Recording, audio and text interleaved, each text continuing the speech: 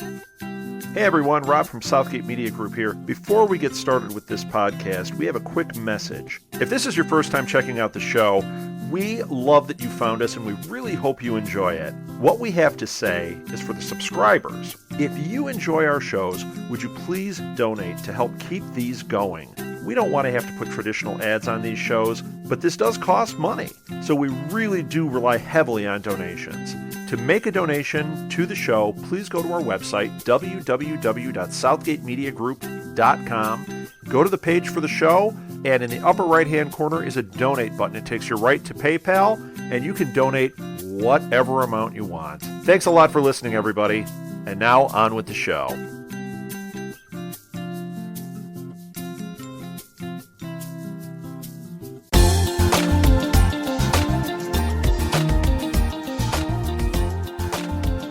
Primatech peeps, welcome back to the Primatech Files, a Southgate Media Group podcast dedicated to all things heroes related. I am Luke, and on the hunt for specials with me, as always, is Ricky. Yo. Nothing to it but to do it. Let's talk about episode 405, Tabula Rasa. This episode was written by Rob Fresco. It was directed by Jim Corey, and it first aired October 19, 2009. So, the synopsis. Silas starts his journey to rediscover himself with the help of Samuel. Hiro shows Emma how to accept her ability and the possibilities it brings. Peter enlists Noah's help to find a healer to save Hiro. Important people, places, and things. Damien, memory manipulation. Teddy, Jeremy Greer, Siler's baptism, and cloaking. Ooh. Cool. So, what shall we start off with? Let's start off with Emma. Let's start off with the no. This episode was so melodramatic. Like, we open up with these little bits and pieces. Siler's at his new trailer. Nathan's in his office, empty. Peter sits at Hiro's bedside. Isn't Emma? Emma's like crack in her apartment. And Noah's in his apartment alone. I'm just like, oh my god, it's gonna be one of those episodes. Yes. Okay, so now where do you want to start? I guess we'll start with the whole carnival aspect of it, and by that we'll talk about what Samuel, Edgar, and SyNathan.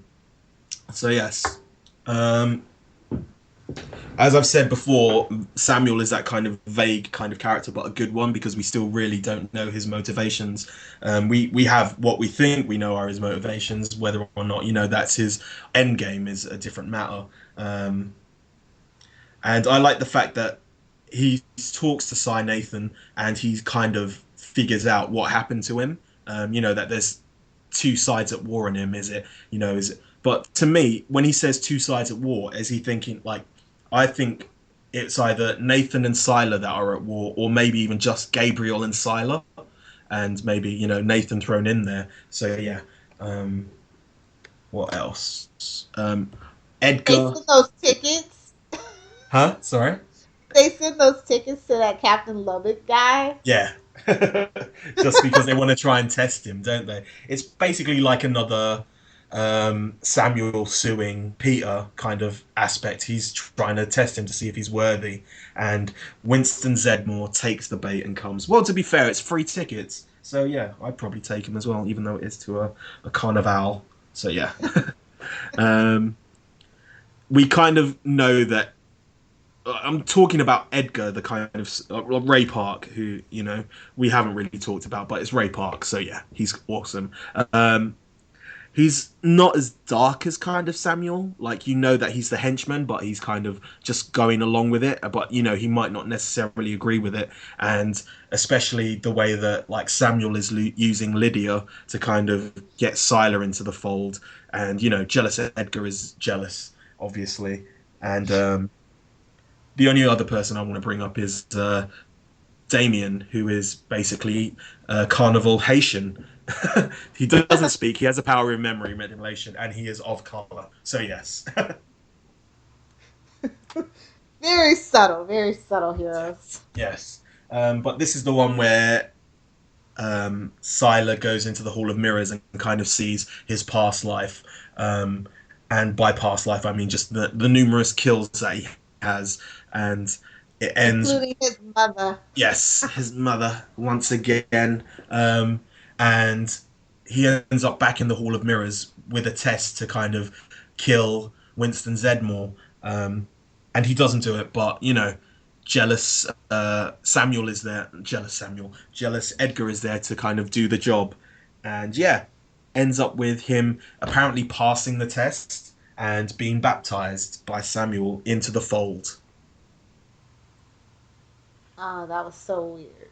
And then Samuel tells Lydia to take him away for nefarious means.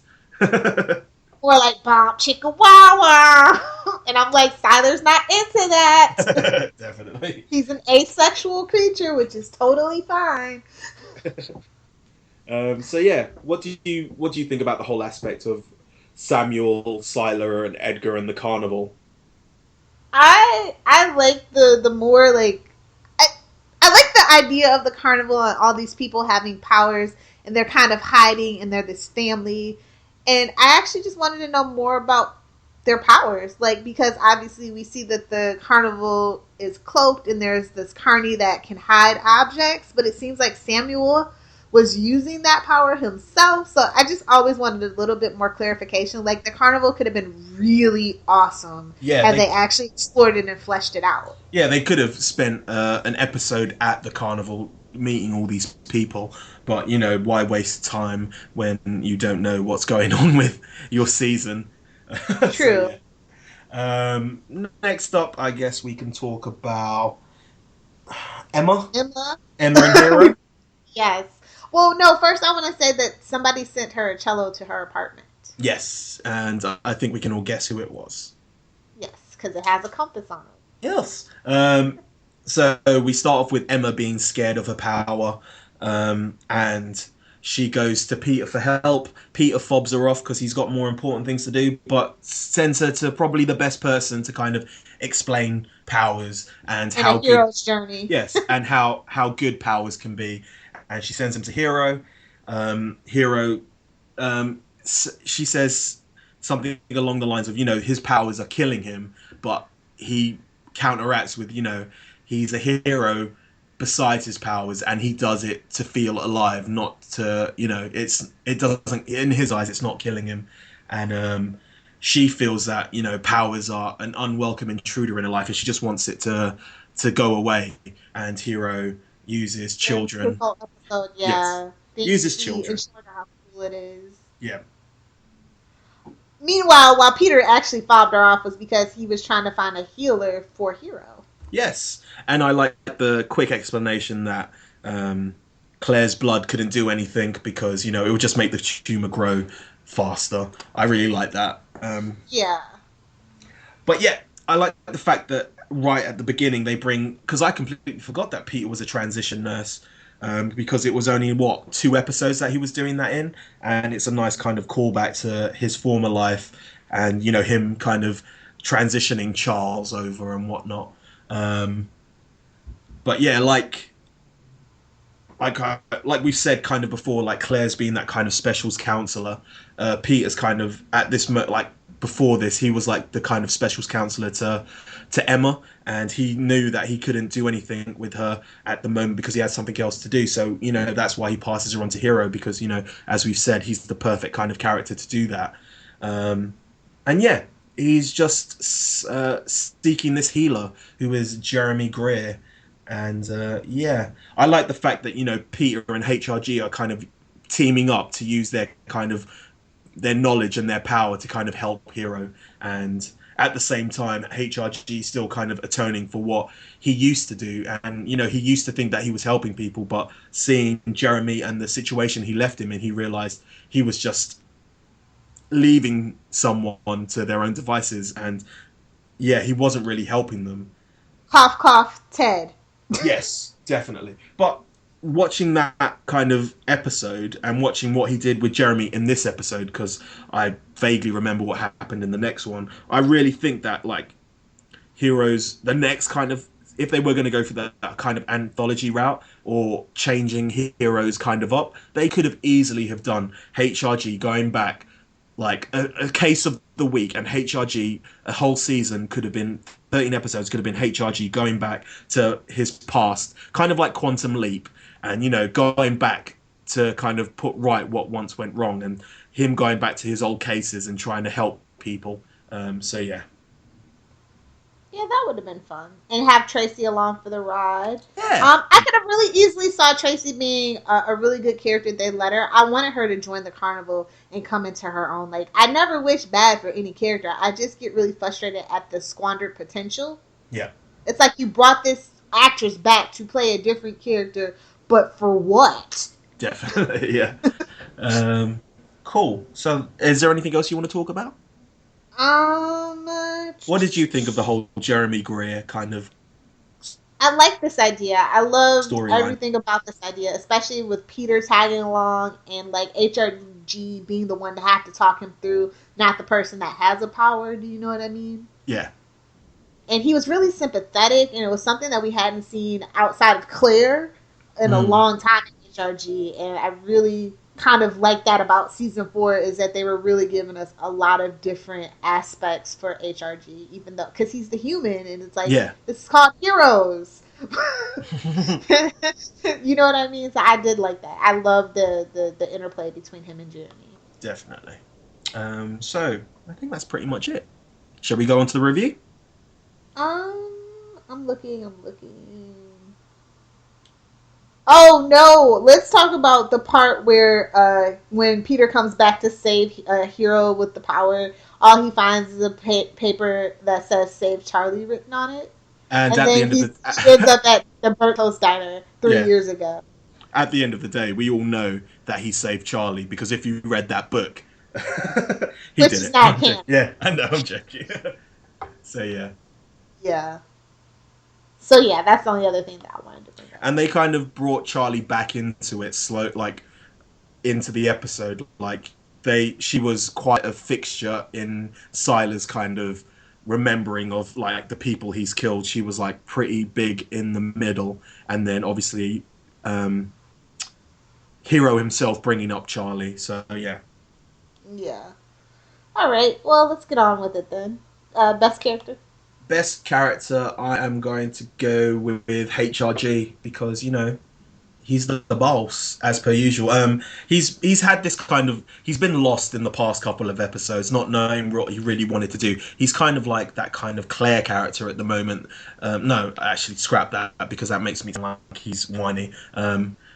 HRG's kind of been lost, not knowing what he really wants to do, and it seems like in this episode he's found what he can do now, and that's help people as opposed to kind of just bagging and tagging them like he used to. So yeah, how about you? I actually like Jeremy. Yeah. Yeah, and I was like, I almost wanted him to be like HRG's Luke at that point. That could have been interesting, yeah. And so I'm taking it your character interaction is going to be the two of them? Actually, no, it's Hiro and Emma. Yes. Oh, scandalous. Yeah, it's a very I agree because it's a very sweet kind of storyline, and it harkens back to kind of Hiro being that kind of childlike innocence of seeing powers and him just passing that vision on to someone else. Yeah. They really hadn't given Hiro much to do, and this was just like a really refreshing kind of change of pace. It wasn't like the comedy relief, it was just something that was kind of heartfelt. Yeah, definitely. So, what would you do for any scenes? Sorry, what would you do for scenes? I actually like Siler's baptism and the symbology and imagery and the cinematography of it. And the fact that he got some afterwards. No, I'm joking. I'm gonna go with Hiro and Emma with the pause time and the sincere or whatever the musical notes all over the place that she could see, and her like interacting with them because it kind of showed her that her powers, it showed her powers in kind of like a small side. So yeah. Yeah. So, do you have any favorite lines? Oh, okay. Yes, I know. Manifesting a power is a wondrous time. A hero never refuses a call. Emma, I'm deaf. I can't hear the call. I am going to go with.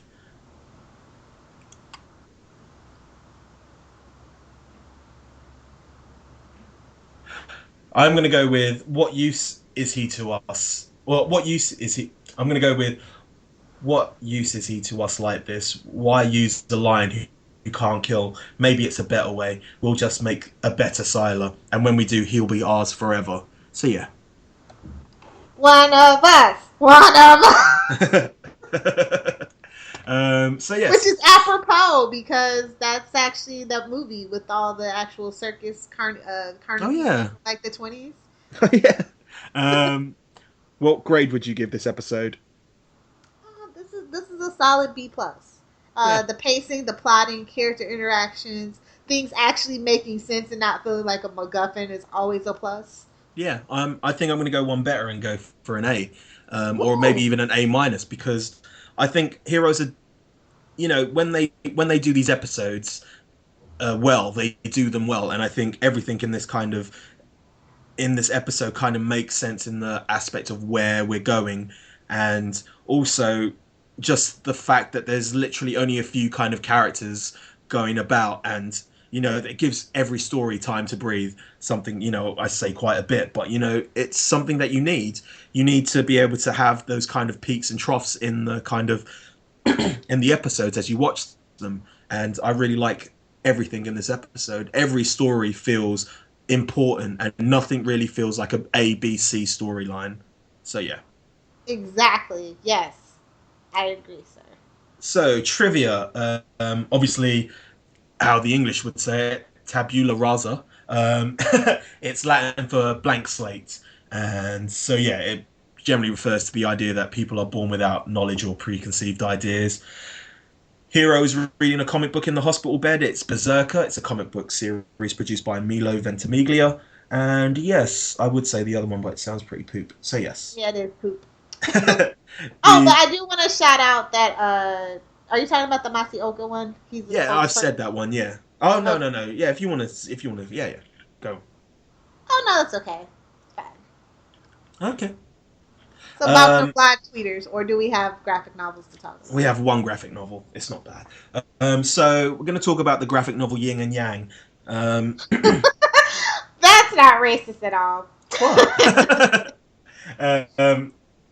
So it's basically Amanda's made her way to the carnival, and she is being shown around by someone called Caleb, and she meets Sylar, and for some reason a fight breaks out between Sylar and Caleb. I have no idea. I've read that comic about 3 or 4 times. I have no idea why, they fight, but obviously Sylar wins, and that's pretty much the end of the comic. So yeah. Oh wait, Yang and Yang. Okay. This one is written by Foz McDermott. Like, this dude just came out of nowhere, by the way. And this art was by Ron Ogadawa. And then the Easter egg is a behind-the-scenes photo of Jordan Dang, Miki Kawada, and Satomi Okuno. I think it's the 3 little, kids at the carnival from the past or whatever. So the only trivia I have is Foz McDermott, who wrote it, basically used to work on Smallville, and Smallville always had title names which were only one word, and he liked the idea that kind of Amanda and Sylar represent the kind of same side of the coin, and he was just going to name the graphic novel Yang, but then obviously a slew, and I quote him here, a slew of penis jokes came into his head, so he just decided against the name and called it Yin and Yang. So yeah. No, it's Yang and Yang. Is it Yang and Yang? I thought it was Yin and Yang. No, it's Yang and Yang, because they're the same side of the coin. Okay. Dadoy. So I got that completely wrong. But anyway, we will keep all that in. Because I cannot be bothered to really talk about everything. Anyway, so the live tweeters, we have the following people who are tweeting, retweeting, or faving during the live tweet. We have Naga is my BFF, Karazuku, Shades _ Sylar, Juan Pablo X _X, English Idiot 101, and Soft _ Guitar 60. Oh, thank you very much. Looks like it's time for some shameless plugs and self-promotion. We'll start with the show contact info. We here at Primatech Files love listener feedback. If you would like to get a hold of us, we have a ton of ways. You can email us via primatechfiles@gmail.com. You can leave us a private message or interact with our posts over on facebook.com/primatechfiles. We live tweet 2 episodes per week every Saturday starting at 11 a.m. Eastern Standard Time. For more information, be sure to follow us on Twitter at Primatech Files. You can also find us on Clamor, Tumblr, and YouTube by simply searching for Primatech Files. If you enjoy this podcast, be sure to rate, review, and subscribe to us on iTunes. What's that? You don't have an iTunes account? That's okay. We're on a lot of podcatcher services such as Stitcher and SoundCloud. All you have to do is search for, you guessed it, Primatech Files. We're also on Libsyn. And if you want to follow our RSS feed there, all you have to do is go to primatechfiles.libsyn.com and bookmark the site to stay up to date with this podcast. Libsyn is spelled Libsyn, just in case you were wondering. We look forward to interacting with you. If you love our podcast, be sure to check out Southgate Media Group's iTunes provider page to see a list of what other podcasts are hot and trending in our network. Or you can take that one step further and visit southgatemediagroup.com, where you can find a full list of our 80-plus podcasts, along with weekly blogs and information about all the hosts.